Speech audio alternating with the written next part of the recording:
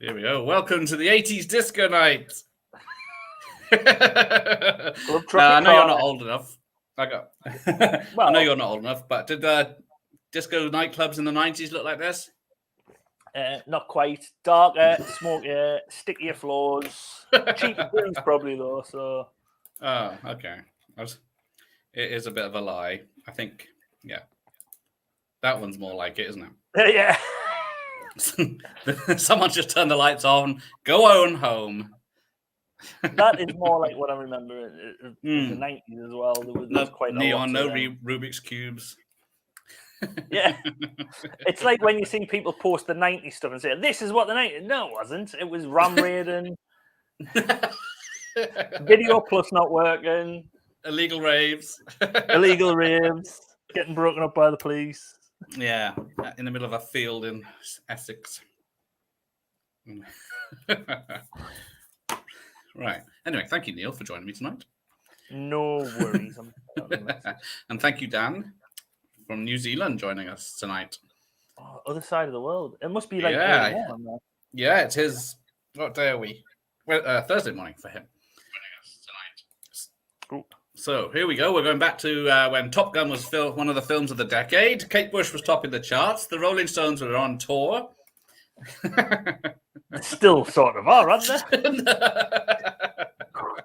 Few changes in members, but well, yeah, I saw it was the Rolling Stones' 60th anniversary tour or something. 62, their first single came out. Jesus. And they're doing 60 years of tour. 60 years of being a band.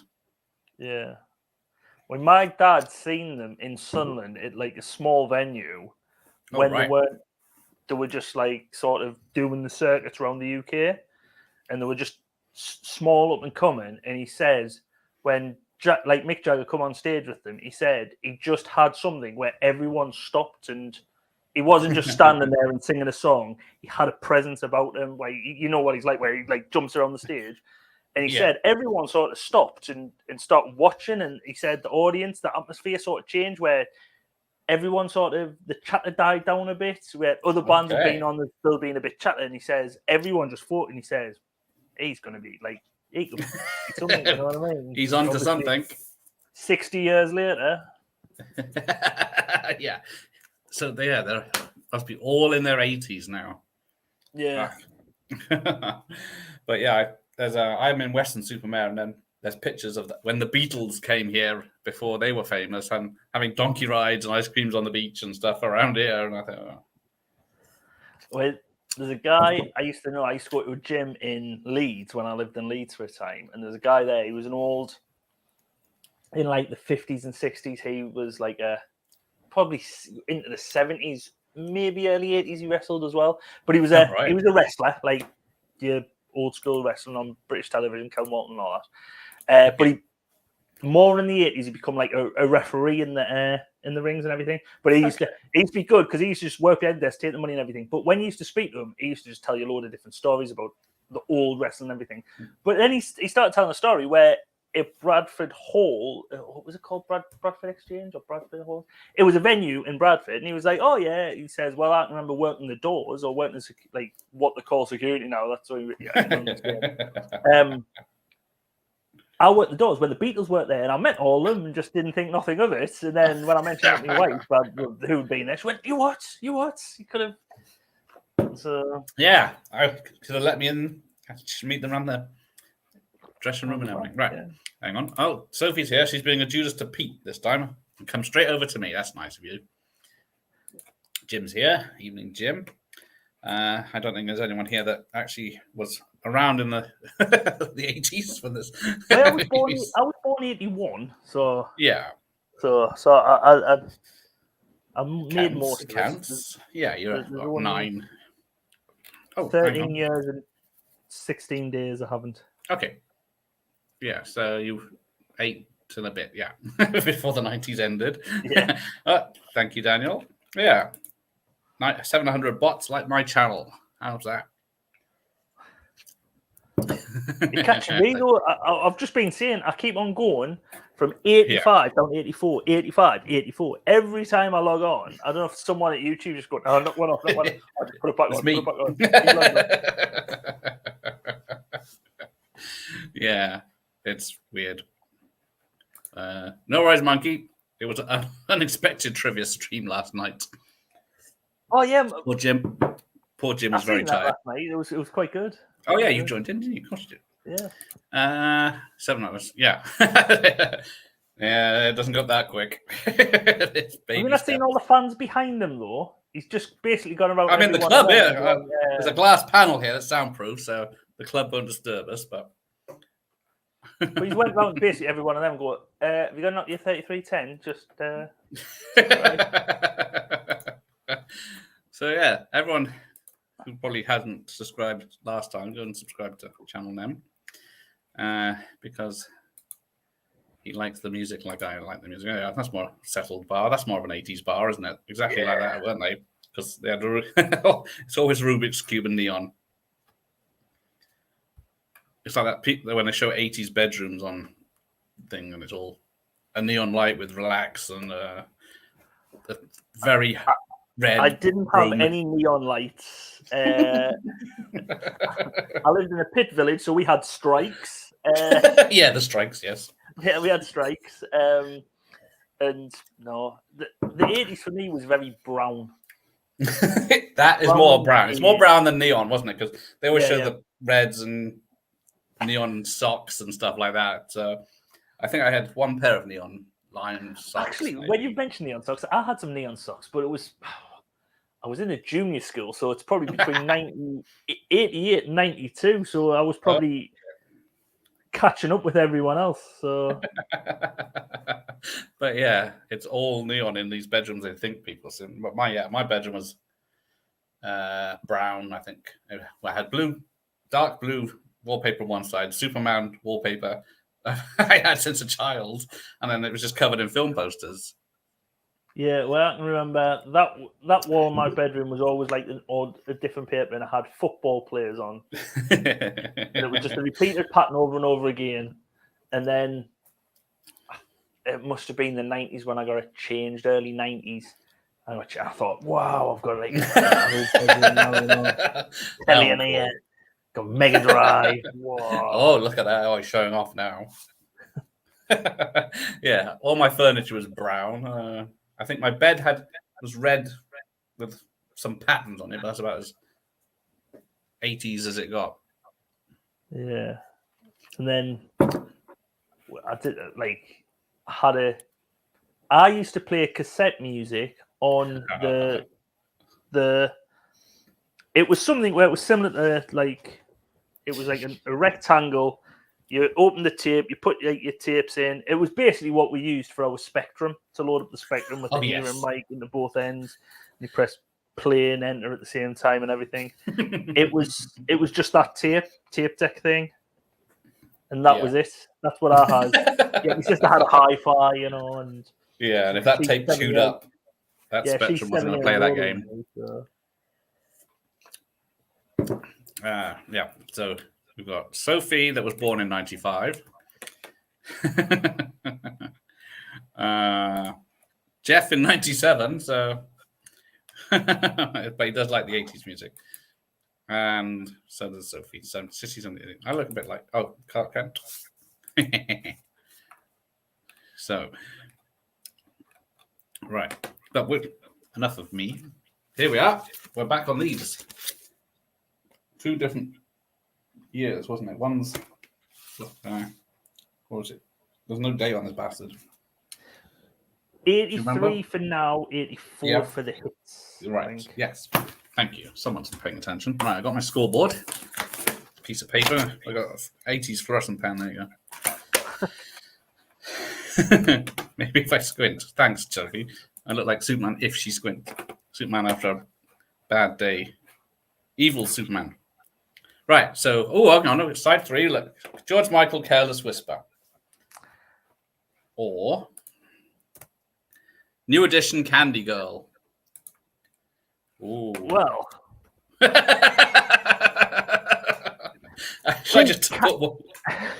Candy Girl is a good song. It is a good song. It is a good song. Obviously, New Edition featured Bobby Brown. Yeah. 3 others who went on to... Well, it had 5 in total because it had Ralph Tresvant, who was seen as the front man because he had like a high voice. So he was seen as like... They were basically trying to be like the Jacksons of the 80s. Yes, So definitely. they push him to the front thinking, oh, you've got a high voice. You can be the Michael Jackson. And I think he was the least successful out of the 3 of them. Out of all 5 of them, sorry. Because there was him, and then there was Biv DeFore, who created, they done Poison and other hits. And then there was Bobby Brown, who was probably the most successful. And not just because he dated Britney Spears. Not Britney Spears, Whitney Houston. Britney Spears as well. Hang on, zoom in. Nope, not going to allow it. No. Forward. Nope, found. It's not good enough camera. Sorry. So yes, I think that one's an instant win. Yeah, well, see, Careless Whisper, it is one of them songs, though, like, if you do, like, the...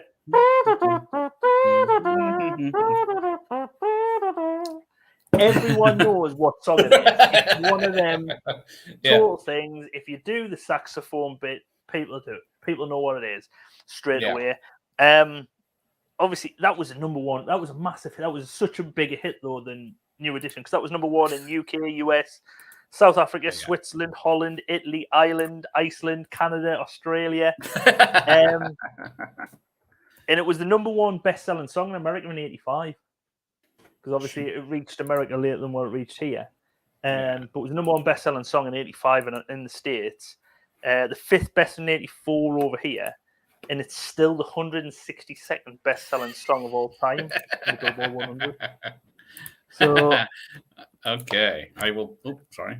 And for a 16-year-old writing that, because George Michael was supposedly only 16 when he wrote that. Right. So, good going. Good going. Now, who's going to do the joke? Why did George Michael have chocolate round his mouth? Oh, Careless Whisper. I've never heard that before. No, I've never heard that the oldest jokes there is. He was careless with his whisper. But yeah, if anyone wants to listen, I'll post the videos in the chat, just in case you don't know what careless whisper sounds like. And another thing I found out about New Edition, everyone but Bobby Brown featured on, when Luther Vandross and I think it might have been Janet Jackson done The Best Things in Life for Free. Oh, yeah. Ralph Tresvant and Biv DeFore all featured on there. And I didn't even realise there was other people. I just thought it was... No, I thought... Yeah. Janet Jackson and Luther Vandross. So yeah. Yeah, I didn't realise that. But, it's closer than I originally think, actually, because Careless Whisper was good, but I would say probably can't. I quite like Candy Girl. I don't know. Really? I don't know about you. Hang on. Let me just have a look. Yeah. Because, I guess Careless Whisper isn't a fun dance type song. Yeah. And it's overplayed a lot. It's very... It is over... Oh, hang on. I've got this way too loud. I will give it... I don't know if I can share it. No, I can't. I don't know if... I guess... Can you hear that or not? No. Okay. That's all right, then. It's probably for the best. Right. Right, let's get to the chat. I will... remind me at the end. I'll get my Lost Boys vinyl out. I have the Ghostbusters 2 song as well. Yeah, I got that on 7-inch. That's a pretty good one. Whatever happened to Bobby Brown? Yeah. But he got quite a bad rap when you hear the story about him and I always want to say Britney Spears rather than Whitney Houston. I don't know why. Yeah, I can see where you went. But Whitney Houston was always seen as like gospel girl, done good, fantastic singing voice, and Bobby Brown the bad boy and everything. But I think in the background, when you've seen different stories, it was sort of her who had like the drug problem, sort of dragged him through it. You know what I mean? But I think it was just a messed up relationship. It's two people that shouldn't be together. Yeah. No, so it's Bobby Brown vote for Daniel. Careless Whisper all the way. Great sax in that song from Jeff. Sophie agrees. I Still Believe. Yep. It's got a great sax. Not too shabby. Okay. Oh, there you go. I've seen the video. Someone putting a whisper. Come on, Sophie. This is... yeah. I'm not going to ask why they did it or why you watched it. Right. Hang on. Let me just... What are the facts in the album? New Edition charted at number 70 on the 13th of April, 83. Made number 1 on the 25th of May, 1983 for 1 week. And Sir George. What's George's other name? His original name? Oh, it's something Greek, isn't it? It's not Papadopoulos, because that would be obvious. Something Michaelopoulos. Yeah. It's something else Greek. Yeah. It is a Greek Michael name, isn't it? So yeah. George Michael is the only artist ever to achieve a number 1 position as both group member and solo performer in the same calendar year. Okay. I wonder if that's been broken now. Surely it's got to have been broken. Do people split up much? Oh, that's the thing. It would be like someone either like from Take That or I was just thinking somewhere like that. You know what I mean? Ronan Keaton might have done it. A group thing. Millie Bob Brown stuck in upside. Matt is still running up that hill. Yeah, I've heard that song enough now. Oh yeah, yeah. Thanks. Thanks, on the radio. You go and tell that on Pete's channel. See what happens. Right. So we got straight in. Now has a point. Right. Back to the thing. Right. Number 2, The Cars and Drive. Okay. On the other side, Kajagoogoo, Big Apple. Right. That Cars, the Kajagoogoo, Big Apple. It's a one which I didn't really know until I reviewed this album on my live stream. I say a couple of months, probably this time last year, and it's very 80s, but it's a bit. It's not really a brilliant song. Okay. But it's the first. I think it was their first single without Lamar. Oh, Lamar. Yeah, but the lead singer still has got stupid hair, like the original Lamar. I can see. Yeah. I'm just. If you've got the video, if anyone's watching the video, it's in the link is on the channel there. Is that chat? At 1 minute 9 seconds, if anyone has seen Friends and Janice with the "Oh my God" and everything, is it her at 1 minute 9 seconds who's having the argument with her boyfriend on the train platform? I'm still sure it's her. A lot of people said it isn't. 1 minute, what? 9, you say? Oh, I see in the background, 9. Yeah. Oh, I can't hear the song. There we go. Ooh. Oh, I'd say it is. Yeah. It's one of them things. Is it her or isn't it? So, is she too young? Or possibly a young actress, and she's aged quite well. I don't know. Well, I suppose Friends was only 10 years later. But right, what was the other option? The Cars and Drive. Okay. Yeah. This for me, Cars Drive, just reminds us of Live Aid. and I was thinking, I can't remember them performing on Live, but what it was, they did perform on Live Aid Philadelphia, but there was a montage shown of like the Michael Burke News Report, and David Bowie introduced it. It's the music, it's like the bed music in the background of that video, and it was the reason it charted so high in the UK. It originally charted way down. I don't think it even broke the top 40, and after it was shown on Live Aid on the montage and everything, I think it went back on the charts at number 4 or something. So okay, yeah, I just had a listen and I posted it in the chat. That's definitely a better song than Big Apple. So where are we? Ballamora had a very good 80s hit with the catchy Tarzan Boy. Baltimore. Oh, of course. It's all about, let's think. If I get copyrighted now because of that. It's somewhere up here in the nows, like between, I think it's around now 10 or 11 when that was, because it's a bit late in the 90s, about 87, 88-ish. Yeah. Okay. Maybe one day if we keep this going. It was really popular when I done the live stream with people coming on and being like, yeah. Oh, is that what it's called? Yeah. I don't think there's any.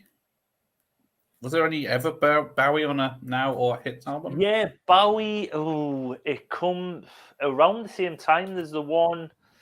Sophie might know if she's a big Bowie fan and seen the music videos, but there's one where it's a black and white video. Can't remember the song. It isn't one of his bigger hits, but it's a black and white video, and it's like a cafe where he's outside and he's in like a flasher Mac, like a Macintosh Mac, you know what I mean? Like all right. Okay. Okay. Yeah. Remind me at the end, so I can get up without tripping over everything now. Bring the stream to an end. I'm boxed in here in this club. I mean, I can't hear you. What's it?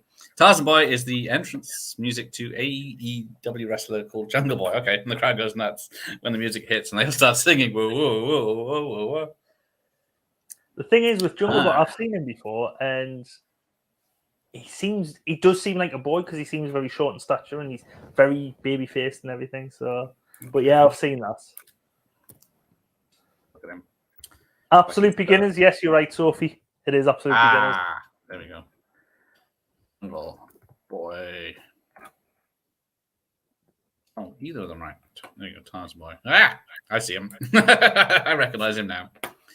Right. Absolute Beginners. I moved into my new nightclub. Ricky's on the door. He's just in a bar extension. During lockdown, he's turning his bar, like he's back on into a bar. Yeah, I see him. Looks like he's got black eyes with that makeup. Right. Absolute Beginners. That was a massive flop when it came out. Like, I don't know if Sophie knows this fact, but David Bowie, during the Glass Spider tour, he went around different parts, and he done it at Roker Park, which was Sunderland's football ground until they knocked it down and built a new one. But he performed at Roker Park, and he come out and he went, "Hello, Newcastle," and a couple of bottles got through him.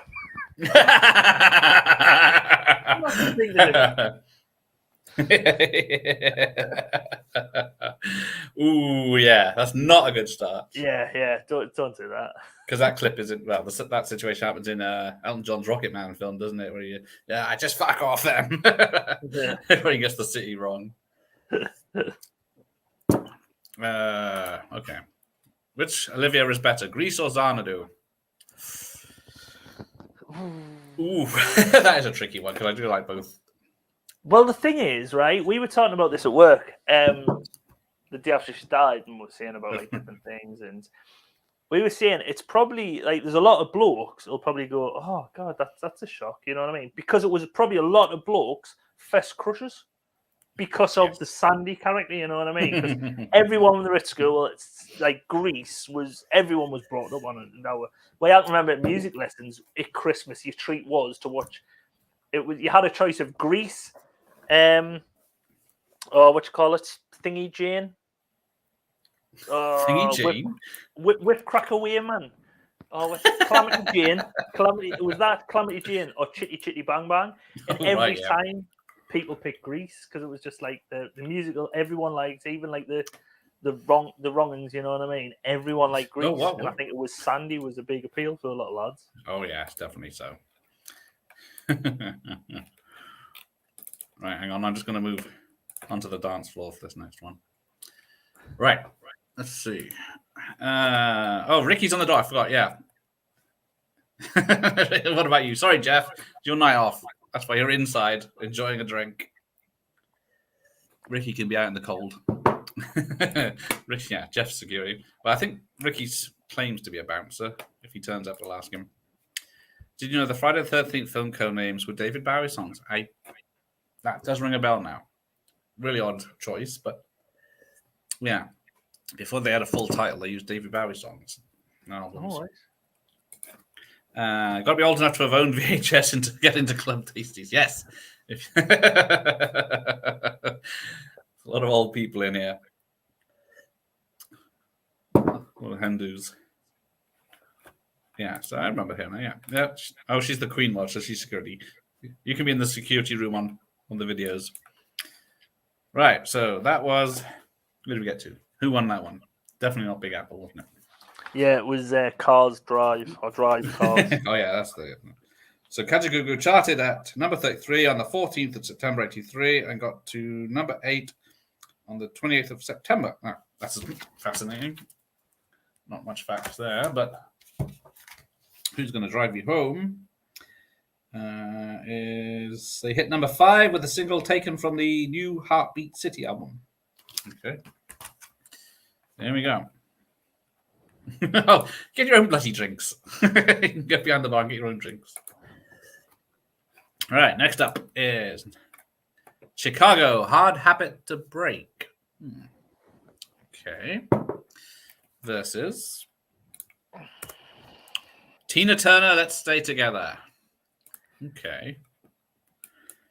Are you a Tina fan?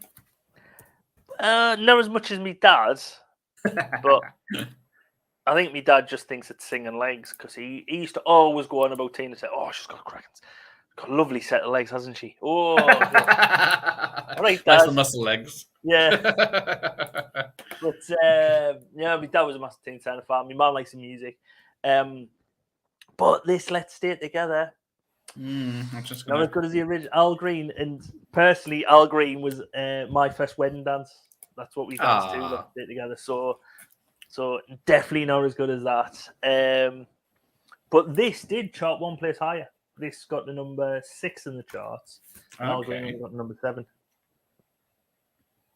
So let's stay together. Hang on. Let's get together. No. But the Chicago song, I don't think are even. I can tell it's Chicago because of Peter Cetera and his voice and everything. It just sounds like he's going to do "I Am the Man to Fight for Your Honor" and it's going to be. Every time I hear him, I think that's not the song. He's singing it wrong. But yeah, I heard that first before I heard any Chicago songs. Yeah, so that's how I always hear it as voice because it's a distinctive voice, all right.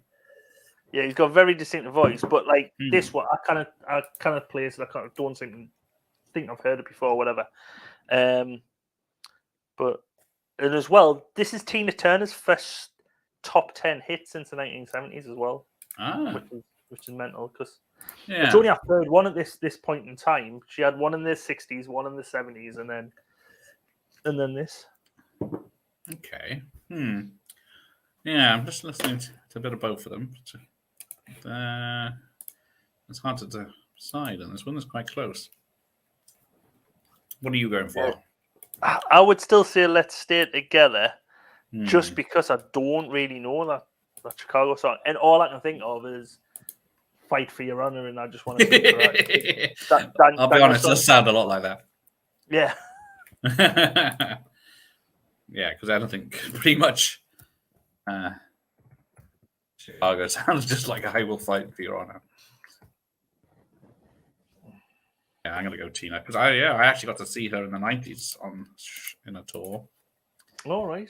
Yeah, because what was it? Must be mid to late 90s. That was nice. Actually, I can't. Right. Okay. Let's see what the chat says. Oh, they're just getting pissed up at the moment. She's having a glass of wine. Jeff's having martinis, dirty martinis, probably. I love Tina, great power voice. Okay, yeah. Grease all the way. Yeah, we'll get to that. Go, Grease Lightning. I don't think the Mega Mix came out in 83 or 84, did it? No, it's early 90s, I think. What was that? That was it Stars on 45, was it? It might have been, yeah. Or was it someone else that time? I've got a 7-inch single of Stars on 45 somewhere where it's like, I suppose it's even got the Star Wars soundtrack in it at one point. I don't know what it is. It was one I think my mum or my sister probably bought a year before I was born, probably late 70s. Yeah. But we haven't gotten any. There's no Drive Bunny on these yet either. Oh, yeah, he likes Chicago. Okay, it's 50. Summer loving, having a blast. Monkey's listening to a different soundtrack. I just bought the What's Love Got to Do with It biopic. I don't think I've seen that since it came out. Right, let's have what the papers say. This pictures are all over the place. Who is it? Because the car's driver's up there. Chicago, Hard Habit to Break. Made a return to the charts with this single. Hit both sides of the Atlantic and taken from doesn't say what it got to. Taken from the album. And for Tina, just released at time of compilation, destined to be a smash hit. Yeah,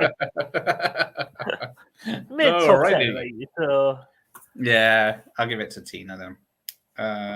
Who is on the Now album? So there we go, 1 point. Right. Who is next? It is Human League, Fascination. And the other one is Cyndi Lauper, All Through the Night. Okay. Don't think I finish that. Well, the Cyndi Lauper one I hadn't heard of until I listened to the track. Okay. And when I was listening to it, when it gets to the chorus, yeah, it's just building into the chorus, and it sounds like "Keeping the Dream Alive." Do you know the Christmas song by Fahrenheit? It starts Christmas. Like, is that? And I thought that was the song she was singing. It sounds like da da da da da da da da, and then it changes the direction of where the song goes, and I was like, "Oh, just enough." Oh, Jeff says Cyndi already. Let's have a listen. But that was originally it was originally wrote by someone, and then it was covered by the Cars, but they didn't release it. But the Cyndi Lauper song never even made the top 40 in the UK. So, I can hear that. Yeah, there's no and then she changes. You're right. It's definitely like Fahrenheit's. Yeah. Fascination. Yeah, that's throwing me off now.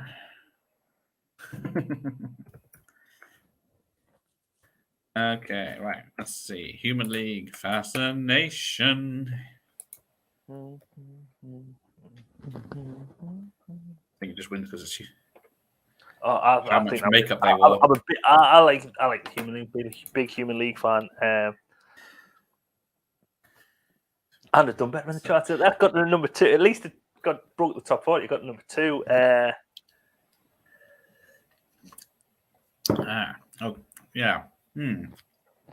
So listen. Yeah, definitely. Because I remember. What's the famous Human League one? Don't You Want Me? Yeah, I remember. For some reason, that was on TV. They kept playing the music video every week or something. I think. Yeah, well, it was on an ad. Saturday morning. Advert. Was it? It was filmed in a Shell garage. I know that because of the colours in the background, but I don't know if it was Shell. It was for like Toyota Corolla. It was either for a car or there. Okay. And there's some bloke, and he's like, "You working as a waitress in a cocktail bar when I met you?" And then he went, and then he comes back to the car and he tries to get in, and she's locked it, and he went, "Babe, don't you want me? Don't you want me?" Whoa. Yeah, I think that's probably when I threw the remote of the telly. It was a Shell garage, I know that, but I don't think it was for Shell. I think it was for a car. It sounds like a car over, doesn't it? Right. Oh, Sophie's gone straight in at the beginning there for Human League. Cyndi Lauper. And Cyndi. Yeah. Okay. Who do you remind Sophie of? I've got plenty of lookalikes. I've got lookalikes coming up my backside. There's that many. Lee Mack I usually get, but I don't see that. No, Gary Neville. Gary Neville, the most handsome, is I call him Gary Neville, the most handsome man in football, because I get that like Gary Neville a lot. Phil Neville, obviously, probably his sister Tracy Neville, and their dad Neville, because I've seen it look like all the Nevilles. Who else was there? The one I was most pleased with once was Milo Ventimiglia. I see that. Who's off Heroes and Heroes. It was when he was in Heroes. Someone went to my wife, oh, you look like my, and I was like, I'll take that. She went, I'm gonna take it. I was like, shut up, you, shut up. I do. And like, especially the man now, knows. The man knows. This Is Us or something? Yeah, now he is. I think. Yeah. Yeah, when he's in that, Rocky where he was Balboa. named like, I think People Magazine named him like sexiest man in the world mainly because of the character in that program rather than what he's like in real life. And I was like, oh, take that, yeah. Well, that monkey says it's Lucifer from the TV show. That very handsome man. I'll take all these. You can come again. Because hold on. I see Lee Mack, but Sophie doesn't. Ah, shit. You're supposed to be outside on the door. Get out of my club. Thought you were busy. Super Sheep Seducer. That sounds good. My camera must be really bad if people think I look like Lucifer. Maybe it's the real Lucifer. Maybe it's the beard. Charles Dance in The Golden Child. Brother Numpsy. Right. Human League. Keep Feeling Fascination. Charted at number 16 on 20th of April 1983. Got to number 2, 11th of May 83. Yeah. Obviously not much to say about that one. Cyndi Lauper, from a complete unknown at the beginning of the year. Bloody hell. Cyndi Lauper developed into a true international star as the year unfolded and won accolades and awards throughout the world. There you go. Yeah. No one knew who she was. Girls Just Want to Have Fun, and what's the other one? When I Drove All Night. Is that later or? It would have been later because it's the one where, basically at the end of the video, the boyfriend gets on the train and she seems like a really like annoying girlfriend. Like he puts his head down, like he's disappointed that she's not leaving with him. But I think secretly deep down he's got a smirk on his face, going, "She is so bloody annoying. I'm finally getting rid of her." She has got one of those accents.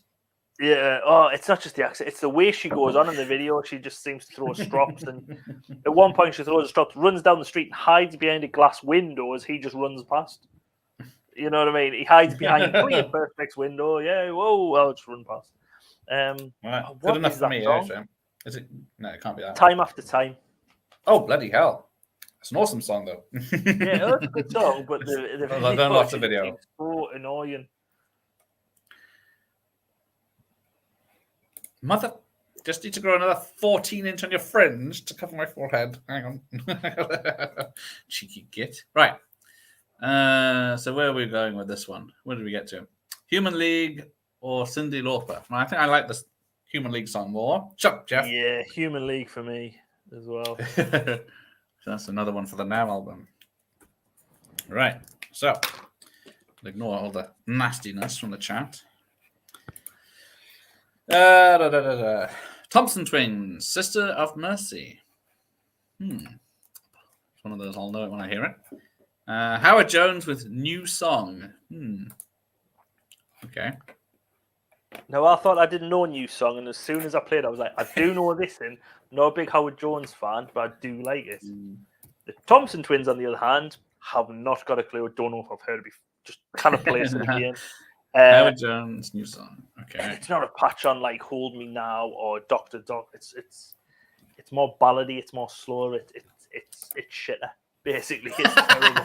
It's not real good. I'll just post this in the chat. Yeah, Ricky's mean. Block him, Sophie. Right. Let's post that in there.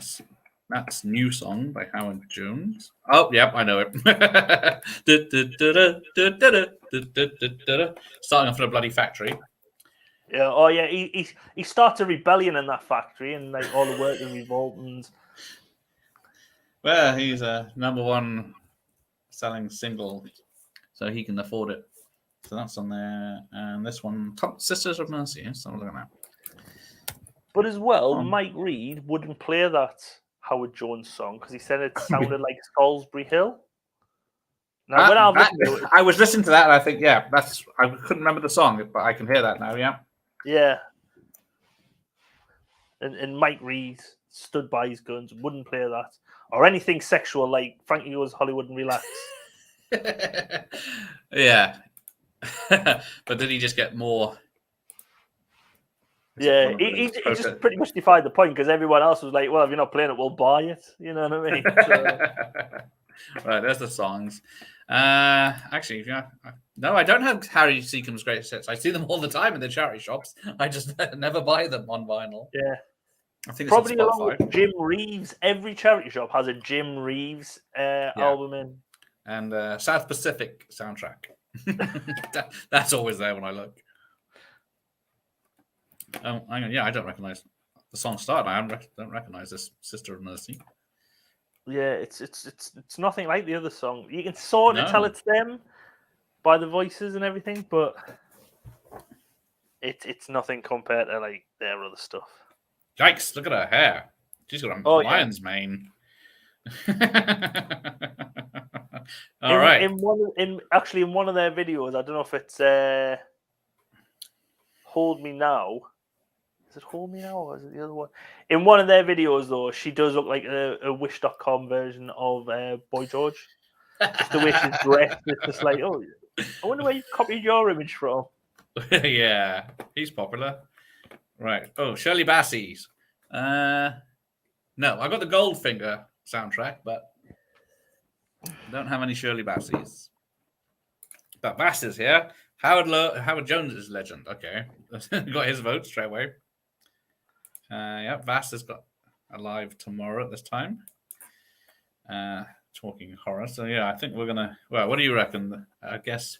I definitely think Howard Jones totally... By default, yeah. By default, yeah. What information we got? Thompson Twins. Sister of Mercy is their 6th consecutive hit and has more than established them as one of the country's best-known groups. Are they British? I didn't know that. Right. Let's have a look. It is Tina Turner, Howard Jones. Charted at number 51 on the 14th of September 83, reached number 3 19th of October. That's it. Yeah, well, it got to number 27 in the charts compared to the other song, which got to number 11. It's just like some songs you think, when you listen back now, it's just crazy. Yeah. What's this? It's supposed to be a hits album. Let's see. Oh, yeah, he is live tomorrow. I do have Walking on Air for Christmas. But yeah. Yeah. Sorry, yeah. Vass is live tomorrow, yes, at 8 o'clock tomorrow on Vass's channel. Goldfinger, that's the one. He's the man. Yeah, I'm not going to do that because I'll get copyrighted.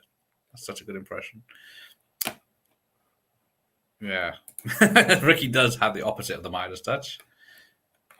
Yeah, we know the end of that joke. Right. So, who was that? That was a winner by Howard Jones for the Now album. Right. Who is next? UB40, Please Don't Make Me Cry. Or The Stranglers, Skin Deep. I don't know any of these names. So I'll probably I'll know it when I hear it. I'm the same. I don't really recognize the Stranglers song, and it's a bit. And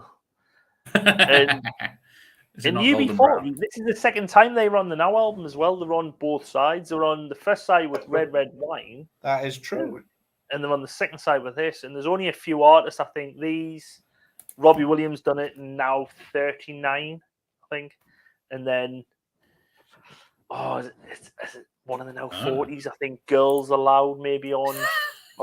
It's some random thing. It's not some big artist like Michael Jackson or someone big, David Bowie. It is Robbie Williams was quite a big artist. He's the person who's featured most on the Now albums, but he's appeared like on two sides. And then the other one, I think it's Girls Aloud or maybe Sugar Babes. But one was like I think it was Jump, which was like a charity single with a few of them, and then they had their other song on the other side.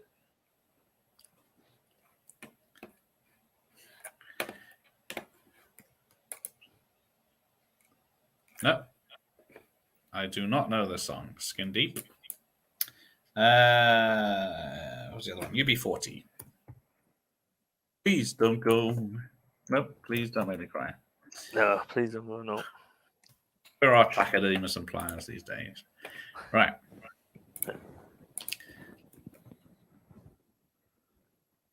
Well, this is a fun song. Yeah, it's just a bit... Girls Aloud, Sophie loves those.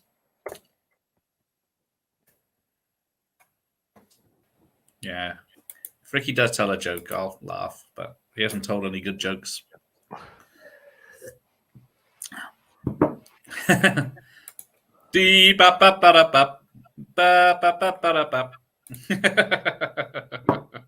not the scat you like.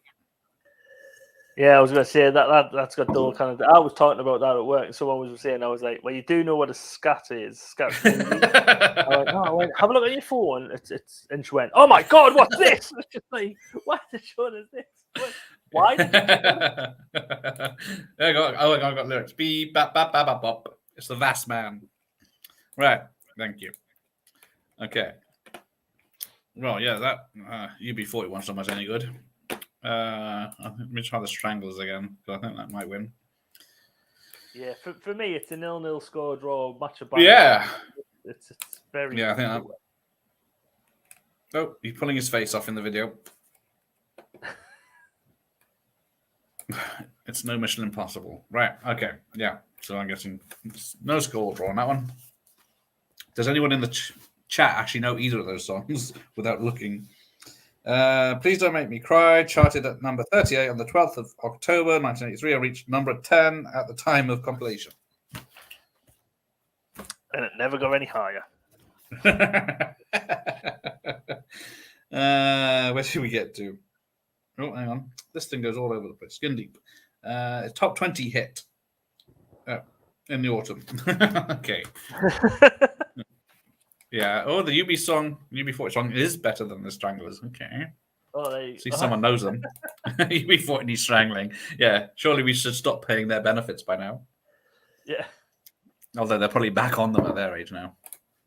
Well, like I say, when I was doing the live streams before, I used to have someone come on with his stew, and he absolutely hated. He had a passion to hate UB40. Yet one of the people who regularly, she's been on the channel as well, Sharon, regular viewer and everything, and she absolutely loved them. She's from Birmingham. She's grew up with them. She's seen them on the reunion tours. Doesn't really like Ali Campbell, but likes the rest of the band because I think he's fell out with the rest of the band.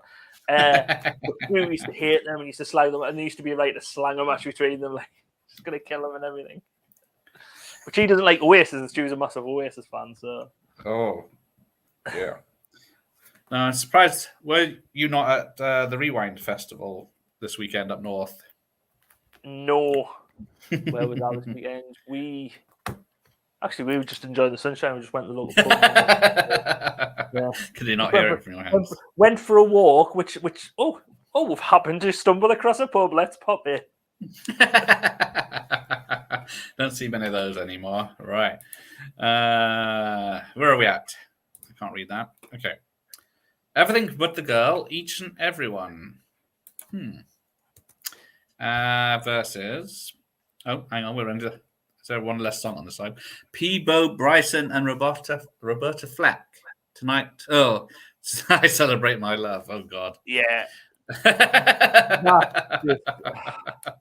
It's like local radio at 2 a.m. when you're driving home from the airport. You put it on, they've got love songs on, and that song will be one of them songs.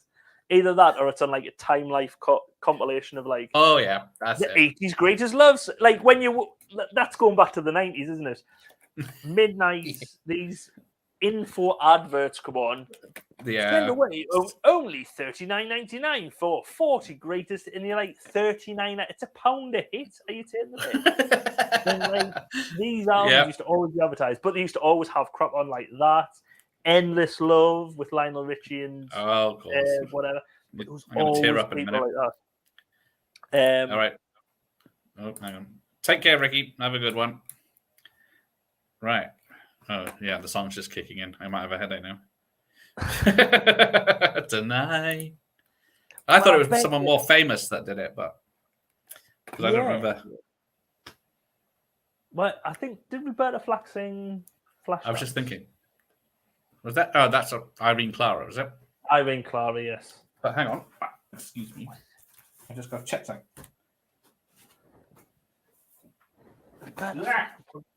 Shit. I know. I was just thinking it was Beth Anderson that did Never Ending Story. But right. I've got to turn this off. Right. What was the other one? Everything But the Girl. Everything But the Right. This is I don't know if people know this, but there's a genre of music called sophisti-pop, which is like sophisticated pop music. I think it's like surfisti-pop. It's a night with a big fist. This is very sophisti-pop, but it's like a very mild style council who were like sort of considered like an edgy style of that. But it's like style council, but doesn't kick in. But as well, the intro song could have been like some info commercial, like one of these videos you would send away for. Send a stamped address envelope to this address, and you would get a video back, and it's like holiday in the Norfolk Broads on a narrowboat, and the beginning of the song is like that. But for some strange reason, I quite like the song. I don't know why, but I do quite like the song. Let's have a listen then. Yeah, I can hear it. It's got the little drums. It's a terrible video. If it's just a black and white with them. Yeah, and then but these must have been going a long time because this is like 84. And I can remember them from about 99 when they was 99 or maybe a bit earlier with Missing Everything. It was like, I think it was a remix version of one of their songs maybe, but they had a massive hit with that. And I think they had a couple of other dance hits on the back of that. So. Right, let's have a look. Everything About the Girl, a debut top 30 for them with Tracy Thorn and Ben Watt. The first release from the newly established Blanco Y Negro label and included on the duo's debut album. Okay. Versus, what the hell is it going to say about this? That's going to be nice. Charted at 68 in August 83 and made number 2 September 83. Bloody hell. Yeah. Wow. What are you going for there? Because everything. It's like, do I pick that one down there or this one? I'll pick Everything But the Girl. Like I said, it's a strange arrangement of the song. I don't know. It does sound like it could be. It's the beginning of the song. Just sounds like it's some very random lift music type thing, which is like an intro to even something like Northeast Tonight, like a program a bit like a shitty one show, but it's quite good. I don't know. There's something about it. I quite like it. It's quite relaxing, and I don't know. I quite like that song. But tonight, that's a very, You'll be singing it in your sleep tonight, right? Yeah. Everything But the Girl for the win. Okay, there we go. Jeff's decided for us. Okay, I'll go with that. Right, I think this one's a bit of a cheat because side 3 of the Now album has chickened out with songs, and Sade's Smooth Operator. That one I do know. Down, Smooth Operator, one of my favourite songs on this live stream. I absolutely love Sade for me is stunning. She's brilliant. She's lovely. What's the other one I'm thinking of? But this song, I love the Smooth Operator song. It does remind me of your 80s wine bar. Like a classy wine bar, you know what I mean? Like a cocktail lounge. Black leather, like dark, everything's dark, a little bit red lights and everything. not like a red light like that, no. Not red like light district. Like a little neon strip red light going through it. I don't know if it's because Sade is in this and she's black and I think she's got red gloves on, like the red lipstick. But Smooth Operator is absolutely fantastic song. So, adverts. I've just signed into this account. Right. Skip. Right. There we go. Not like that wine bar. 80s. Did you ever go to a roller disco in the 80s, 90s? We had a trip. Do you know every school when I think round this area, it's like when you hit like 3rd or 4th year junior school, you would Yeah. go on a residential, as they call them. So you would go to like a little bounce place. And we went to one, and it was a local like town, like towards the countryside near us concert. We stayed at there at YMCA. They had like where you go and canoe and everything. And one night they had a roller disco there. Oh yeah. Apart from all the youth from the local area used to attend as well. So there was just fights on, and like the locals who could roller skate were just ramming into you and knocking your fly and everything. And in the end, the whole thing got shut down, and we all got sent to bed, and all the youths got kicked out. Probably, and it was trouble. And all was But that's my own experience with roller disco. Yeah, I think I went to one once. That got me into roller skating, and I had bright white boots, and they had clear red with glitter in them on the wheels. It was awesome. It wasn't too packed. It was just, I think that's the only one I've been to though. Yeah, I've never ever been. I've been ice skating. We used to have an ice rink near us at Sunderland, but we've been there a couple of times. But again, the people who could ice skate used to show off and like bump you off and like, look at me go, not him. Look at that loser. Wee. Look at that loser with his fingers on the cut off. On the that was the old thing that put me off ice skating as a child. The old thing. Don't fall over and put your hands on the ice because someone will just come over and cut your fingers off. Or don't go on the water slides at the. There was one near us where it went outside and people were like, "Oh, you've got to watch it there." The local people hammering nails through it because they didn't want it built. It was just like, what? Yeah. Not just kids, the local people. It's a rough area, and they're just hammering it because they didn't want it built. And you were like, oh, I'm not going there, you know what I mean? It's never happened. It might be true. Yeah, it might be true. And then the same people who were putting razor blades in like sweets, what they give to kids at Halloween now, is this? Yeah. Right, Smooth Operator, great song. Yeah, wins by default with that round. So, yeah. Well, I don't think we even mentioned. No, she's by herself, isn't she? Yeah, we didn't even. Well, yeah, we didn't need to go. Yeah. So I haven't read the facts. For sure. How do you pronounce it? Sade. Okay. Sade, yeah, it's one of them. Potato. Share from an unknown backup singer with a group called Pride to major superstardom in the space of 18 months with chart success around the world. Smooth Operator graced the top 20 in October and gave Sade her 3rd UK hit. Yeah, because I mentioned Rewind because it was up there, and I'm going on the Sunday to the South one on the 21st. Yeah. I know my sister doesn't live very far from where the host is. It's Herrington Country Park near us. And she basically can just open up patio doors and then she's a full leg. So you need to go down, sit in a comfy chair. Because there was a 90s one on recently. It was a Cubics festival. Okay. And she was like, open the doors. And I would just hear Wigfield playing. And I was like, oh, no. She's only had one song. Oh, no, I know a follow-up track. Go on, then. What is it? It was Another Day With You. It was... I think I do remember it coming out. It was something like, you got me, boy, I can do it alone. Now I'm feeling fine, and I'm here on my own. That's better song. So, boy, you're out of line. I can spend another day with you. Trying to get me copyright again. There was no dance neither. There was no like... No dance to it. Oh, of course. Yeah. That Macarena. So, yeah, the Sunday we're going to Rewind. Pat Sharp is doing the intros.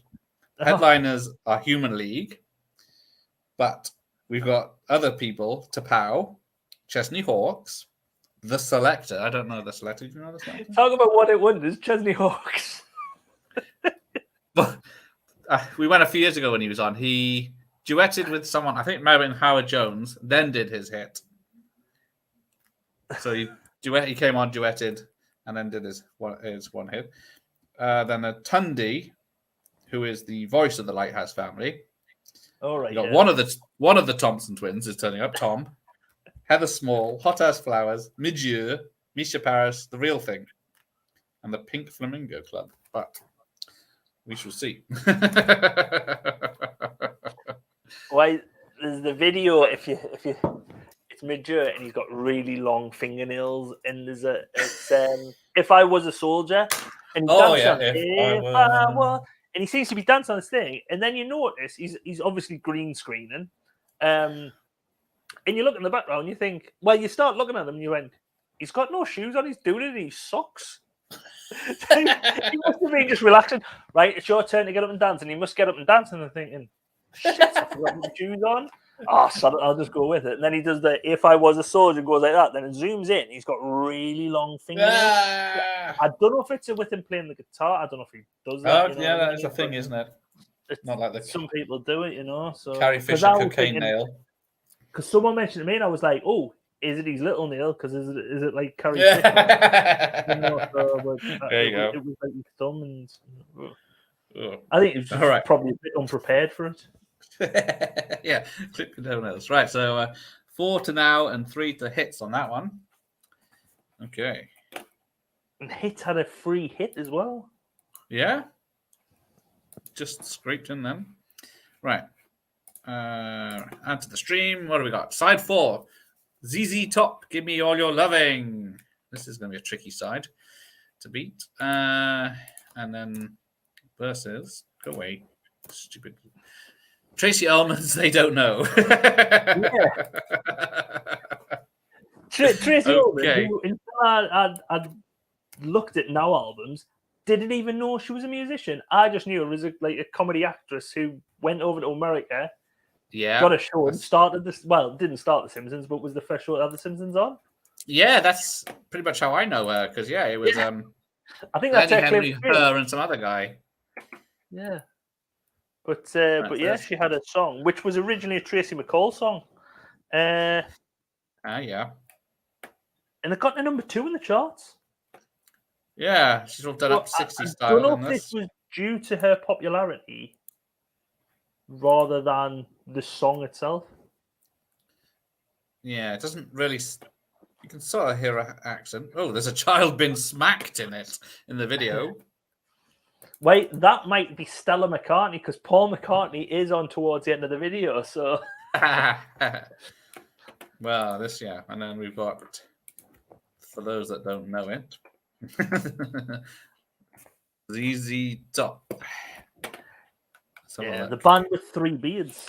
2 and I don't know if you know that. Car. Yeah. Oh, yeah. Well, that's why I remember this video. The hot rod and what I thought were very attractive women. But when I'm looking at them now, I'm thinking, I think I was just taken back by the car and the legs. I just seen the legs in the car and then nothing else. Oh, I like this video. Hang on. There's the... Yeah. Hookers. What more do men want? Nice cars and women, yeah.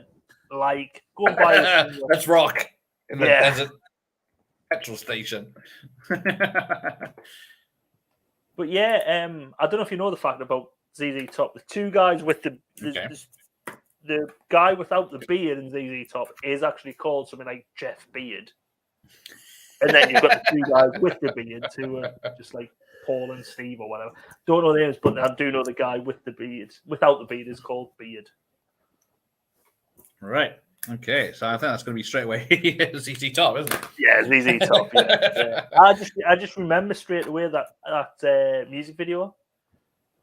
And I think it's a classic. It is a classic one, Yeah, it's a pretty good one for their fancy car, right?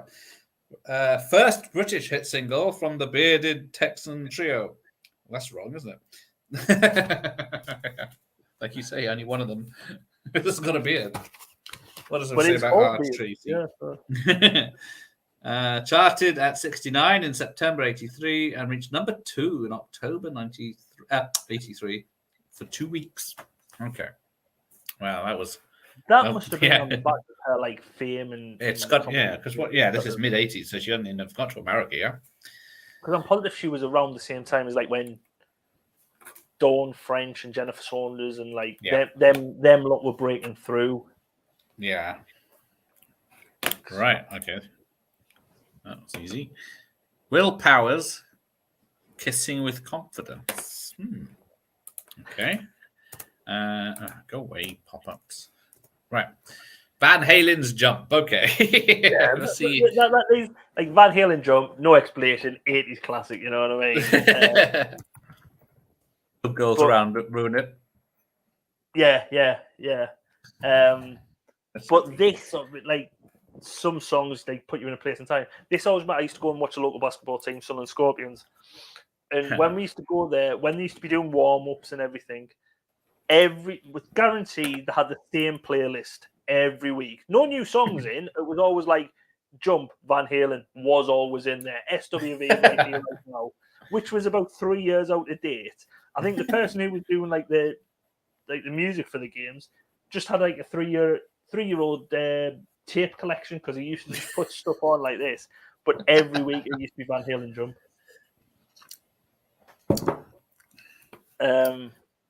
Yeah. But as well, I tell you what, this I think it's the Wedding Singer where he has the answering machine message,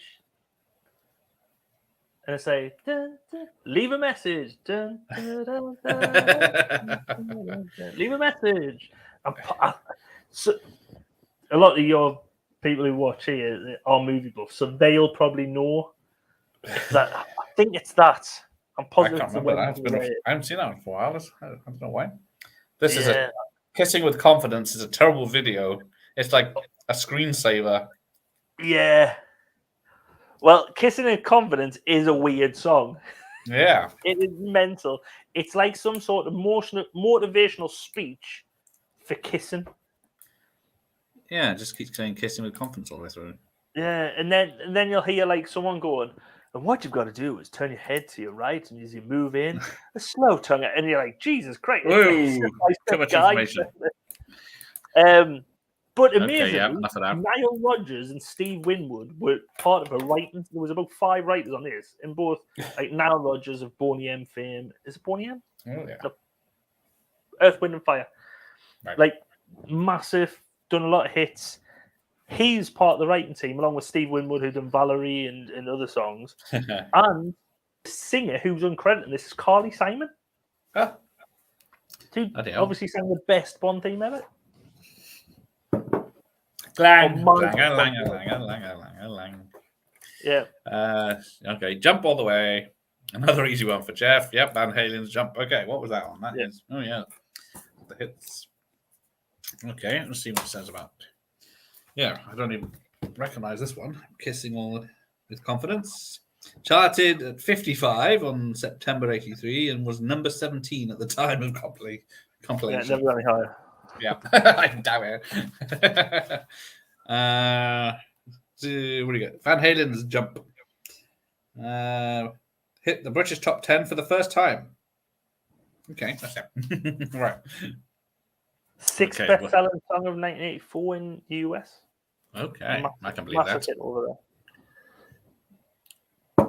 Okay, right. Who's up next? Footloose. Needs no introduction. Versus. Go away.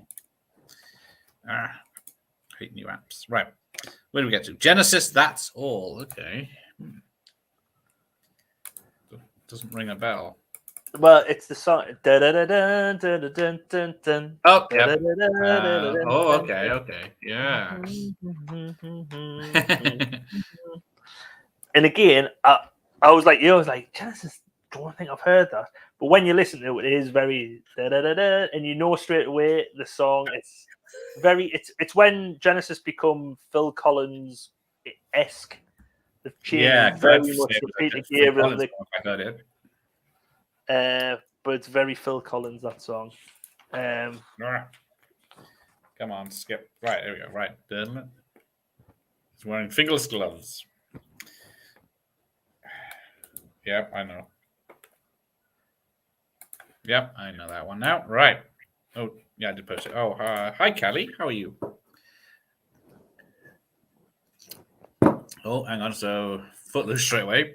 And then Footloose is... Our login is great. Oh, but I do like Genesis. Yeah, this is... Yeah. It is a good song, the Genesis one. I do like it. But Kenny Loggins, the king of 80s soundtracks. this and Danger Zone. Yeah, I keep surprised how many he's done when I see them. Yeah, and it's brilliant. Big Genesis fan. Which one did I say was fifth? Did I just say one song was like?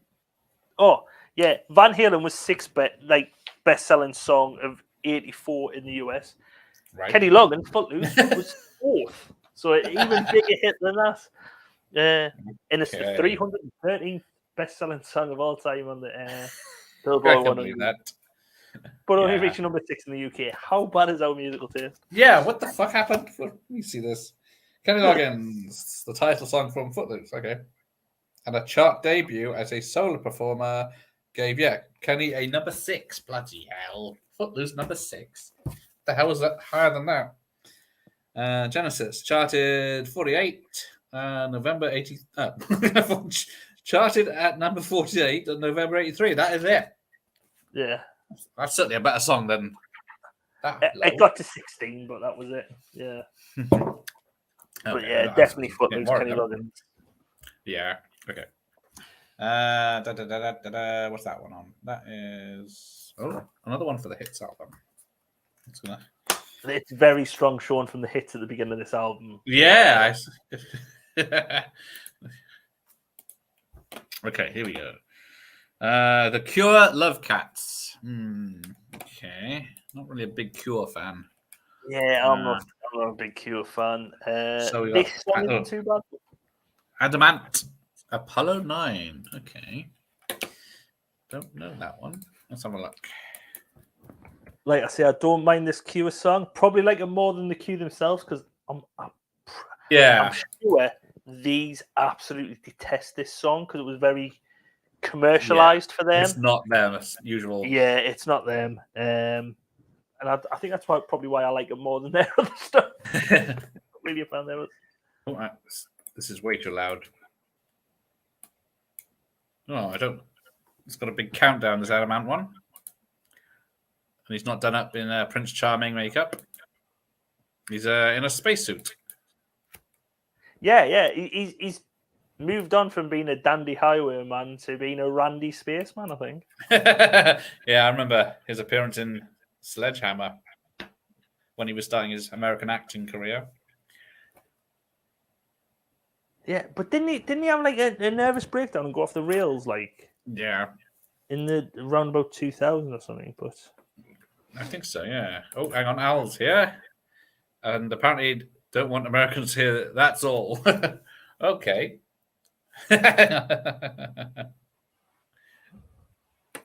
Adamant. I've seen him live twice. Epic. It's from the front row. There you go. Love Cats for Kelly.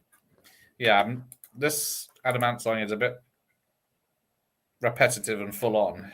Yeah, it's not bad. I just can't stand the American bloke going there. 10, 9, 8. Even though when my intros to the live stream, I do it 10, 10, 9, 8, 8. There's a countdown to it. Love Cats, the Cure. But I think, did I post that in? Yeah, I did post that link in. So let's have as much as I don't like the Cure song, it is better than that noise. Yeah, it's better than Adamant. I agree with you there. Right, skip ads. Yeah, it's not really Cure-like at all. Right, where did we get to? Cure, Love Cats, charted at number 24th, October 83, and was number 10 at the time of compilation. That's all I have to say about that. Whereas Adamant, I never knew the D was backwards in Adamant. As a he's been a highwayman, a pirate, now a spaceman. Adam never fails to deliver in the charts. His first venture of 84 brought him a number 13 hit.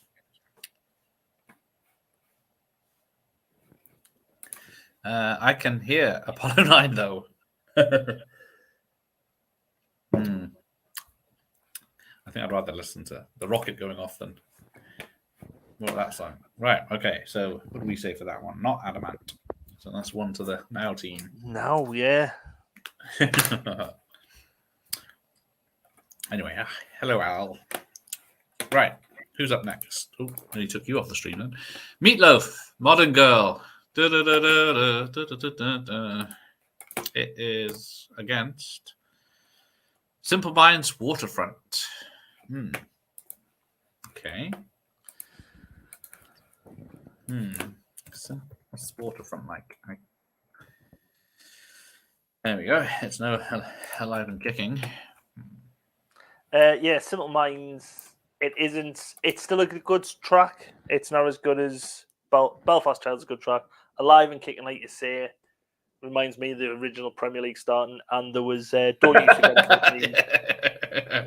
Yes, it does. Yeah, with the guy going up for the header, like, and all the bad. That was Alive and Kicking. And then there was what was the other one? Oh, Don't You Forget About Me, which is Breakfast Club, obviously. Oh, of course it was. Big Brit. This is pre or post Patsy Kensett. Ooh, I think it mean mid Patsy Kensett. Mid 80s is about right, isn't it? Yeah. My sister was a massive fan though of Simple Minds. I think she'd seen them about 2 or 3 times, but she's seen them when they were quite big, early 90s, when they had like a bit of a revival. But this Meatloaf song, I don't know it. Oh? Don't know. Give me the future, give me the future, give me the future of the modern girl. Except not as good as that. Yeah, he did. When I've heard it though, you can tell it's Meatloaf. He's got a very distinctive voice. Yeah, it's another one I saw in the late 90s in live.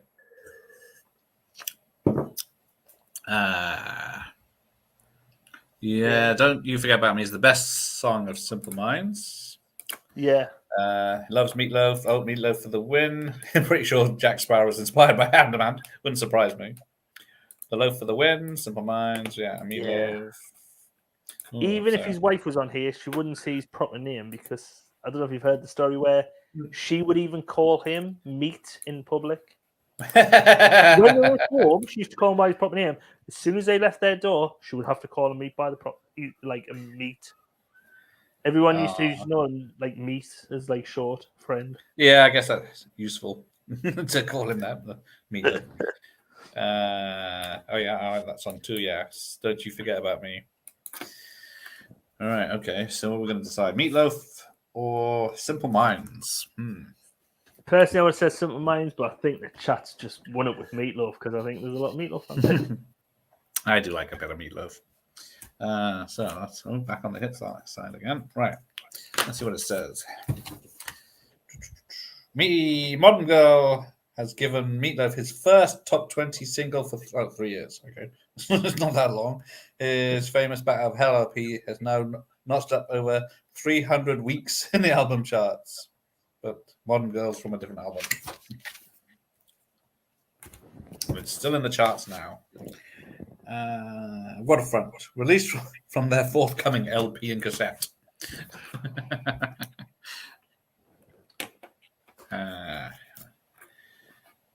Everyone likes that. Meatloaf, yeah. I think, Meatloaf gets the best song in Rocky Horror. Yeah. Well, it's funny because I didn't realize I watched something on Meatloaf the other week, and I'm positive he started off as like a theatre person where he was like in a drama club and everything, and he had a very distinctive voice. So I think he appeared in Jesus Christ Superstar, right? And so did Richard O'Brien, but Richard O'Brien got sacked, and because he got sacked, that's why he wrote Rocky Horror. He had the idea for Rocky Horror, and he was like, right, I'm going to go ahead and write it. And obviously, he got Meatloaf in to do the Eddie part. He had him in mind when he wrote it, and he is very good in that. You know what I mean? But I think Rocky Horror is a brilliant musical as well. Yeah, definitely like it. All the songs, right? All of that, right? Back to that, right? So where are we? Next slide. This is where we bivouacked down for the evening with Madness, the Sun, and the Rain. Okay, that doesn't ring a bell. And Rod Stewart, some guys have all of that. Okay. Yeah. This is another one which is just like, oh, you can tell you get to the dregs of the album. Like, we need some songs to fill this album. What can we get? Oh, can we get this? No, it's already on the other one. Can we get this? Oh, they've picked this high, and it's just like, it is, like Sophie said, it's a hard one because they're both terrible. I love Madness.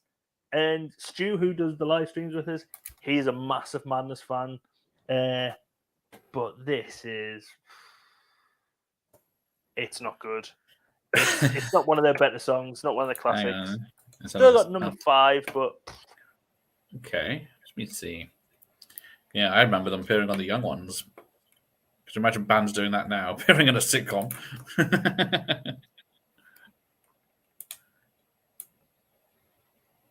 Oh, I know it now. I like this one. Inside. Yeah, I know that one. Right, what was the other one?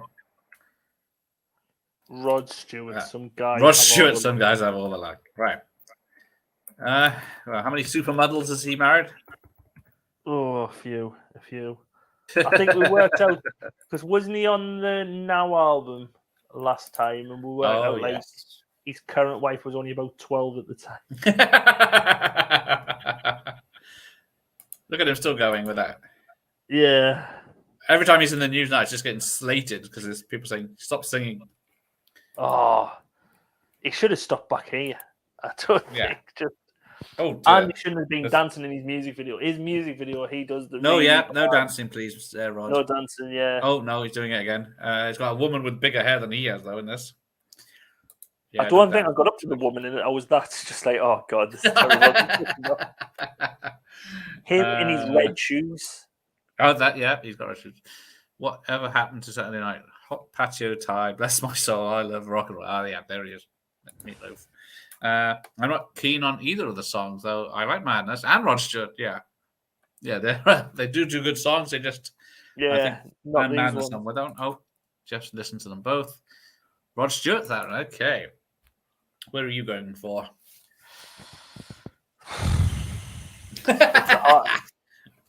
Madness just edges it, but not by much. Yeah, it's not what I listen to a lot, but I do. It isn't Baggy Trousers or any of the other.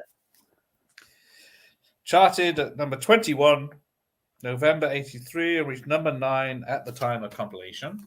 Probably stayed there at the highest. Rod Stewart. Rod's success continued unabated with his top 20 hit, taken from the album Camouflage. Gold album, sorry. So we got a Rod Stewart. Who are you? Madness, was it? Madness, yeah. Yeah, I'll go Madness as well. I was going to say, I think you have to design vote because there's 2 people in there. Just I thought he was, but no, it isn't. It's just that's 50-50 now. Yeah. It's only, no one's wants to listen to them, either of them. Right. Oh, this next one, that's going to be an instant win. Right. If I share the picture instead of just looking at it. We've got Shaking Stevens' Teardrops. Do we even need to look at the other song? Is that because this is one of your favourite songs? I think Shaking Stevens' Green Door was one of the first albums I had. Oh, right. Wait, I didn't know this song. I don't really. It doesn't ring a bell. Culture Club Victims. That rings even less of a bell. Yeah. Right. Hang on. Let me just check. It's right. Oh. And there you go. Nos gets in the last second vote. Right. Who was it? Culture Club Victims. Oh, yeah. That is.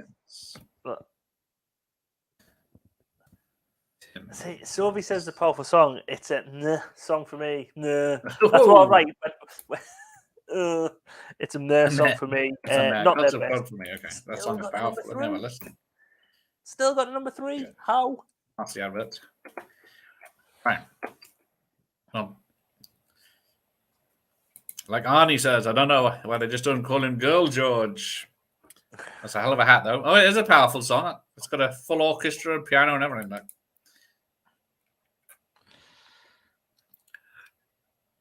It's very I'm pale. positive there was a massive stage, and it was quite. It's a massive stage. It's very big pyramided tier, but can I go against Shaking Stevens? I didn't know this thing. I didn't. Shaking Stevens isn't even called Stephen. Or he's not called Steve. He's not called Stephen with a PH. He's not called. Stop Stephen ruining things. His surname isn't even Stevens neither. His name's Michael Barrett. He's cashing his Christmas checks. Yeah. He's a very rich man Christmas laughing songs. at me. Light me cigarettes with fivers. Well, they don't burn anymore, do they? Just melt. Yeah. Oh. But yeah, That's but that another song 50s, Teardrops 60s. reminds me of it reminds me of the song, do you know, Tears on My Pillow from Greece. I can hear I think that. it's the band who do it in the dance, what's it called? I was going to say barn dance, but it's not. It's the what's it called? It's something. I've just got Millennium Barn Dance in my head now because of our. We'll come back next week, shall we? Yeah. Oh my god. Someone will know in the chat. Someone will have just watched Grease because of Olivia Newton-John dying. So in the chat, someone, what is the dance called? It's such and such a dance. It's presented by someone. Yeah, there we go. It'll come to you in a second. All right, Kelly, you take care. See you next time. Culture Club for Nos. Oh, he only likes Shakin' Stevens' Christmas song. Oh dear. Well, yeah. Are all of them covers? I can't remember now. That he does. Apart from those teardrops. Yeah, Arnie called it back in 84, 85. But yeah, after he was all drugged up on the A-Team. Yeah, because he was on the A-Team, wasn't he? I remember that. Yeah, I've seen pictures of the advertising. Oh, Boy George helps the A-Team in like an advert on the paper. Oh dear. I was cool back then. I loved it. But yeah, looking at it now, it's terrible. Yeah. August 81, Green Door was released. Born that month. Bloody hell. There you go, 81. Oh dear. Right. Yeah, I think Culture Club is the better song out of them. It's a toss-up with me, just like, there's not one I can pick from the other. Maybe Shakin' Stevens, just because it sounds like that song from Greece, but that's really clutching at straws. Right, I think we're on to one more song. Just when you mentioned the A-Team, did Hulk Hogan ever appear in the A-Team? Or not? Or just... Am I just associating with him appearing in the A-Team because Mr. T was in like WrestleMania, the early WrestleMania? Yeah, because they're both in Rocky 3, so there's a chance. Yeah. Yeah. So I don't know if find out for us. Oh, Jeff just watched that episode of the A-Team today. All right. So yeah, who got that one? Shakin' Stevens.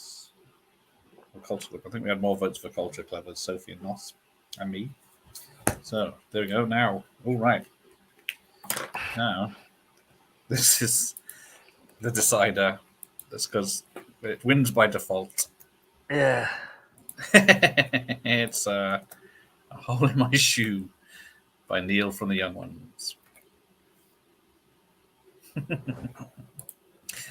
Yeah? Do you want to just ignore it exists? No, well, first off, I didn't even realize this was a cover.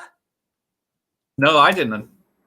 I had this It's single a cover. It gets to number 2 in the charts. Is the original? I thought it was just like a comedy. Oh, I'm Neil. I'm all spaced out. Yeah. And it wasn't. It was. It was a proper. It was just a. It was a cover of another song. I was like, mental, absolutely mental.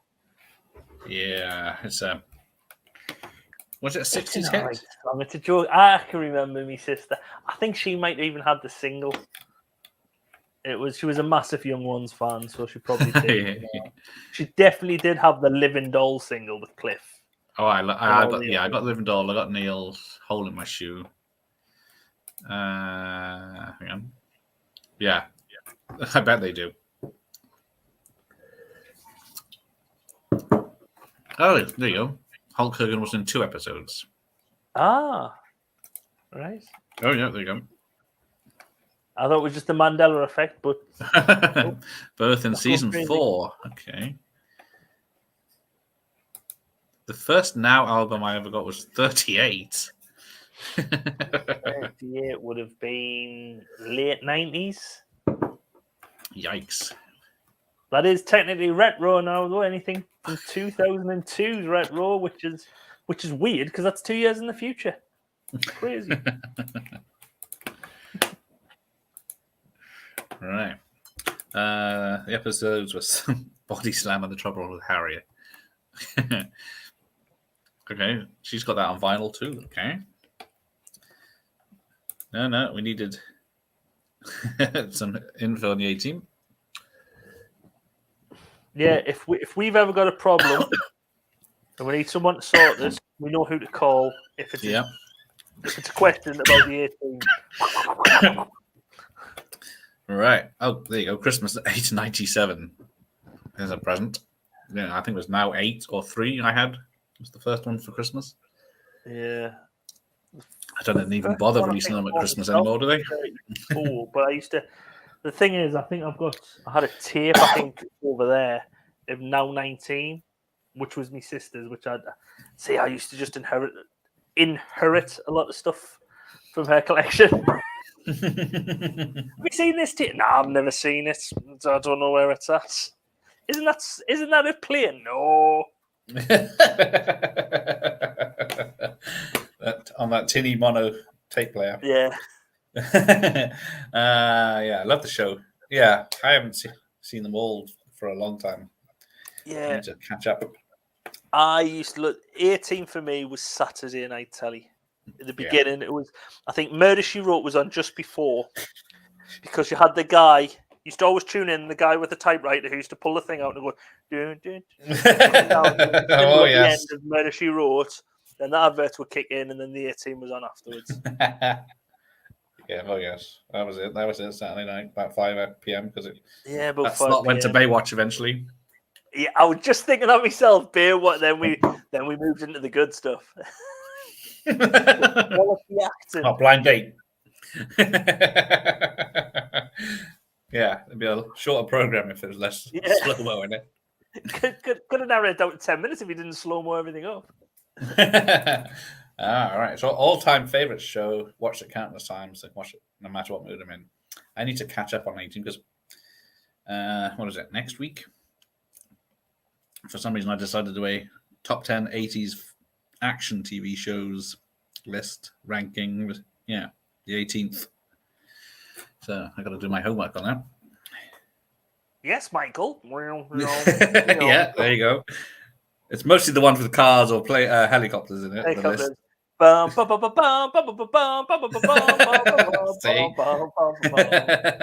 be a motorbike in there, is there? There's a motorbike. Nightboat didn't make it. Knight Rider, turn into a bike. Take the theme tune from Airwolf, turn it into another theme tune for a bike. Hang on, I can't remember the list now. While I look through my phone, open there. Yeah, the 10 ranks are. I'll do it in reverse order. Tales of the Gold Monkey. Do you remember that one? Only ran for one season. Oh no! It was like a 80s. It's like an Indiana Jones TV show. But the guy had a plane. Oh, it only ran a few episodes, like 8 episodes. I think it was on BBC back in the day. Was it Australian? It might have been. I need to watch the pilot.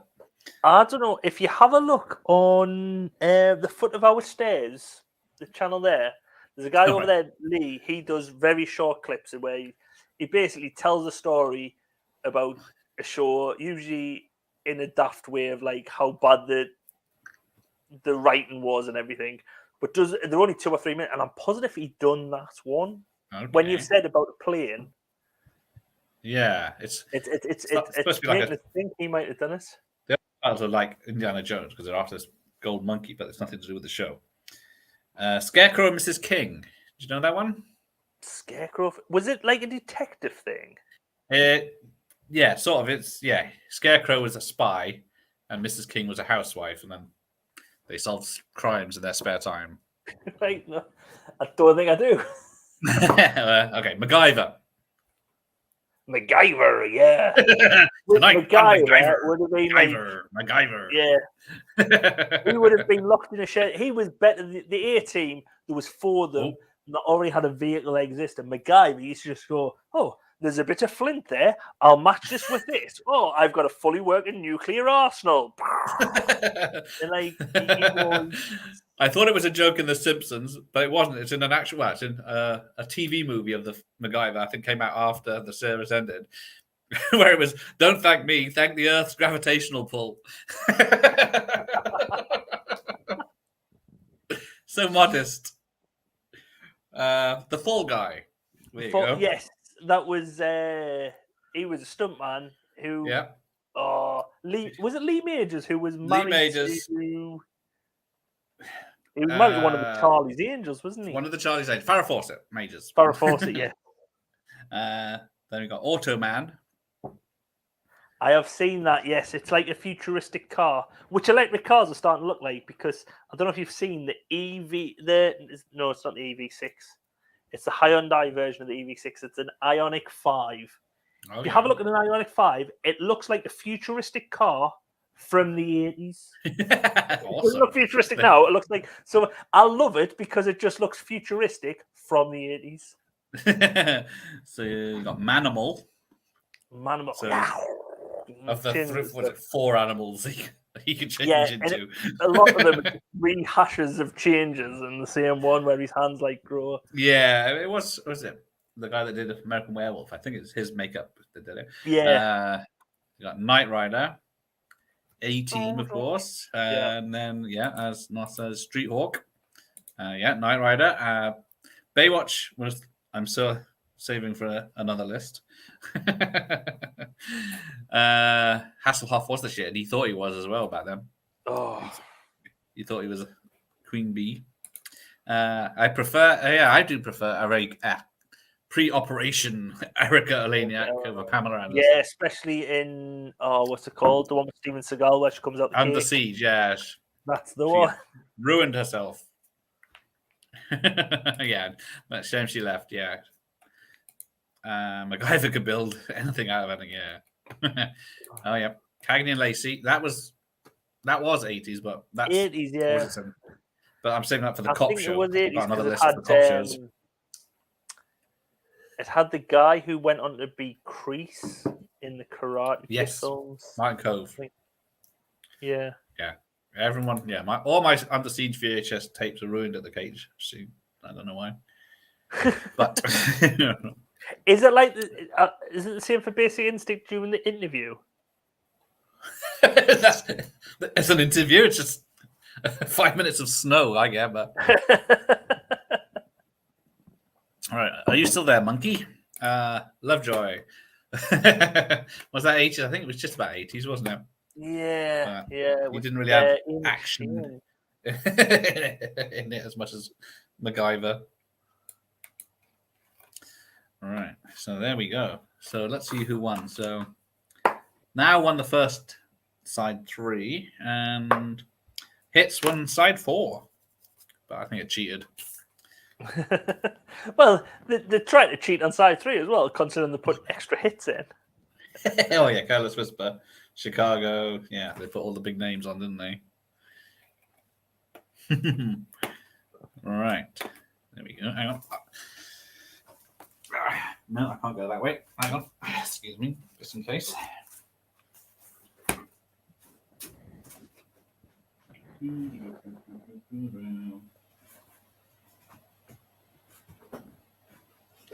Queen Heaven from Now 32. If you bear with us, I'll try and see if I've got Now 32 up here.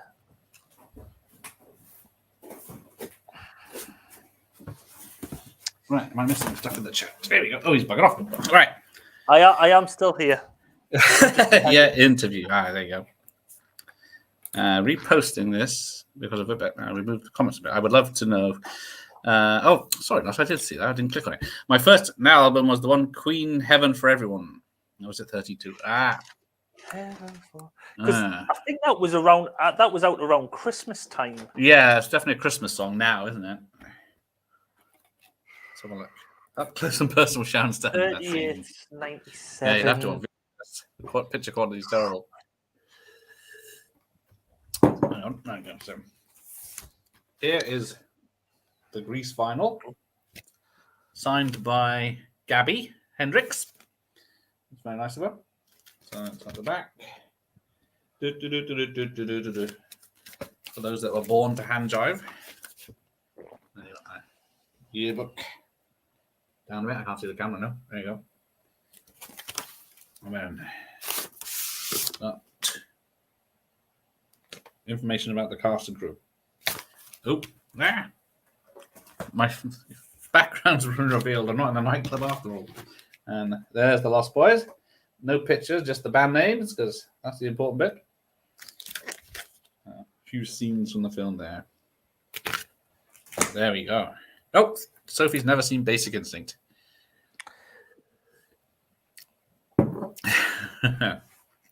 All right, sorry, Nas. I'm trying to think how you could describe Basic Instinct. It's an erotic thriller. Yeah. Not jealous. Okay. Teenage boy's dream movie from the mid-90s. Pre-internet late night watch. Yeah. Pirated loads of times and sold to your mates. Yeah. There you go. Spoilers there. Leg crossing sociopath gets away with murder. Yeah. Old man in jumper goes to nightclub. Yeah. Oh, yes. Yeah. Yeah. Actually, Pro Physical Media, I don't know what name is, sorry. It is now 32, the Queen Heaven for Everyone. Yeah, I've just checked. Oh, there you go. Yeah, Jerry Goldsmith score as well for Basic Instinct. Yeah. Yeah, because there is a Basic Instinct 2 as well. Well, yeah. Who is it? Stan Collymore. Les Ferdinand, the footballer in the beginning of that one? Stan Collymore. Stan Collymore. Stan Collymore. He's in the opening scene and then dies in a car. Yeah, he gets killed off by doing a hand job. So I couldn't think of a nicer way to go. Sharon Stone hand job while he died into a car crash. There you go. His name is Nos. Oh, there you go. I don't know. Right, so what have you got coming up? And I think, are you just enjoying your time I have got another YouTube show tomorrow coming up, which is, I think, a Now TV ad. Chocolate bar this morning, wasn't it? Yeah, it was the Trio advert with Susie. Trio! Anyone doesn't know that, you went around the 80s. And you can't get them now, can you?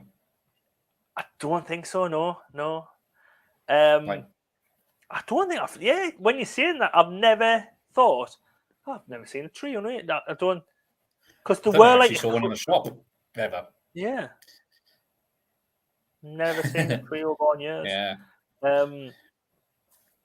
But then I've got, I think, another ads one, and then I've been really bad on my channel at responding to comments from probably the beginning of the year. I've looked back and I've got loads of comments I haven't responded to, so I'm going to do a video where I'm responding to comments on the video. Okay, that's nice. I'm hoping to get that out for Saturday, but I don't know because I've got my wife's gone away on holiday and left us again. So, but I've got a list. Yeah, you know, if you're married and so your partner goes away, you get a list if you're male. Mirrors to put up, shelves to put up. Yeah, go and clear those drains. Garden to sort. I'm going to push and take out some roses to move, and I was like, so hopefully I'll try and get that out, but I don't know. Okay. But I need to get back on and get into the routine and do my Monday night live streams.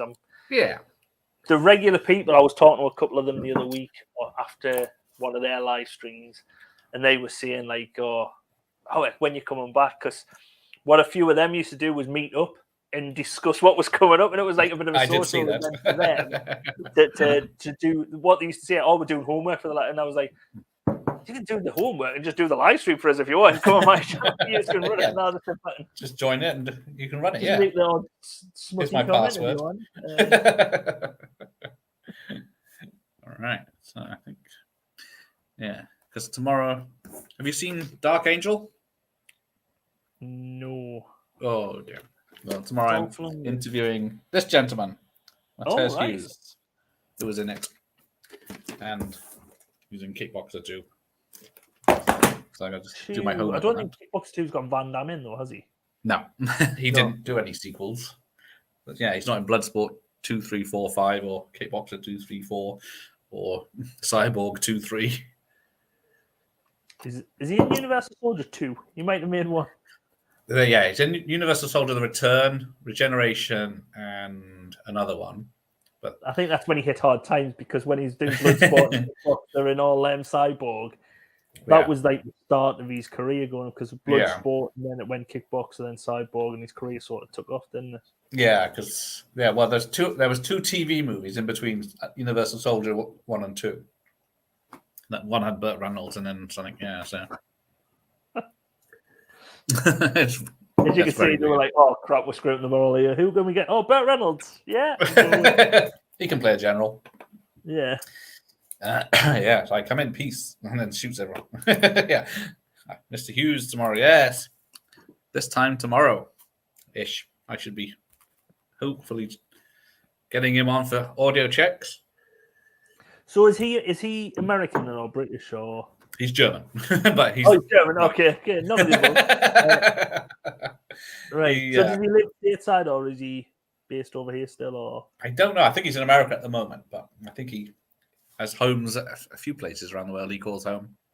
I think he mentioned Bali at one point. The life of an international film star, you know what I mean? Busy day tomorrow, but try to watch. No worries if you can't make it, Sophie. The Brotherhood movies are lame. Yes, that's the Brotherhood movies, which are Universal Soldier sequels with no stars apart from Burt Reynolds. I think he's only in one anyway. Yeah, I don't because I like Van Damme. Bloodsport is one of my all-time favorite movies. It's really good. Like I can remember, I used to do karate at the time. That's the thing. So doing karate and used to Bloodsport and then the American Ninja franchises. Oh yes. And then, but it was always like you would get a video from the. There used to always be 18s, or so American Ninja and all them. I was at the time I was probably about 9, 10.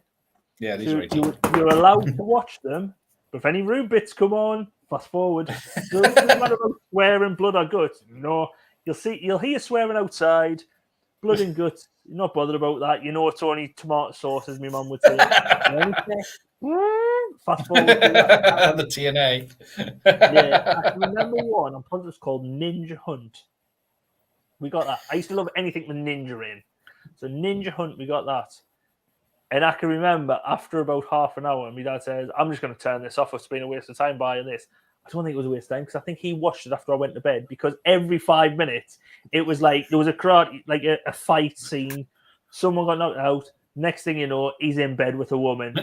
Hang on, what's this film called? Ninja Hunt, you say? He's getting into a fight. Oh, he shags someone else. And it was like that for about half an hour. And so probably about an hour of the movie went with me dad just like fuzzy, like, sorry that I'm not watching. I was. Dad, I'm not watching through my hands. Look at that. Yeah. There you go, Ninja Hunt from can't find it. Damn it. Ugh. Never mind. Must be under a different name now. So, okay, USA. Yeah, Bloodsport for the. Still hope. Haven't they done that yet? Bloody 88 films. Haven't released it. Love Bloodsport. I agree, Ross. They did Cyborg. They should do something. Yeah, release a proper version on physical media. Although I got it on VHS, so I don't care. Actual like Blu-rays and because there's some of the films though which are like that. People have or they've been getting released onto YouTube for free, but I don't know how genuine. Yes, with the studio, people are sort of like they might not be bothered about copyrights or anything, you know what I mean? So, but there's a few, some of the quality's piss poor. it's still up there with the 1980s. I think it's just been ripped straight from the video or VHS. There's a few of the films that you can't get that are on there. Like I've been watching some of these Matthias Hughes films that aren't on DVD or Blu-ray yet. Right. So far, 88 films released, 10 Van Damme films. I got them all. I have an agreement for more films, but no names are given. Okay. Thank you, Sophie. We had a lovely evening having you here. Right. That's that. So I think we'll let this go. Neil's going to enjoy the rest of the night on his home alone. Oh, yes. I'm going to set up my paint cans, put the cars at the bottom of the stairs. Some Christmas decorations in the window. Well, yeah, you are in a rough area, so. All right. So thanks for everyone that joined us. Now, Sophie, Jeff, and everyone else that came on. Yeah, thanks for having us on again. Thank you. Nice all. Yeah, no problem. Thanks, Jeff. Thanks, Nos. Thanks, Sophie. So, yes, until this time tomorrow. Good night, everyone. Good night, Neil. Good night, John Boy.